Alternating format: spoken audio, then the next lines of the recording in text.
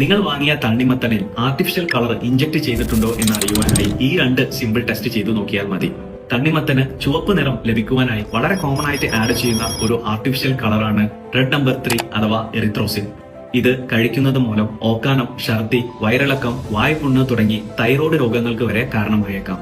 നിങ്ങൾ വാങ്ങിയ തണ്ണിമത്തനിൽ erythrosine inject ചെയ്തിട്ടുണ്ടോ എന്ന് അറിയുവാനായി food safety and standards authority of India അഥവാ FSSAI നിഷ്കർഷിച്ച ഈ 2 ടെസ്റ്റ് ചെയ്ത് നോക്കിയാൽ മതി. Number 1, cotton ball test.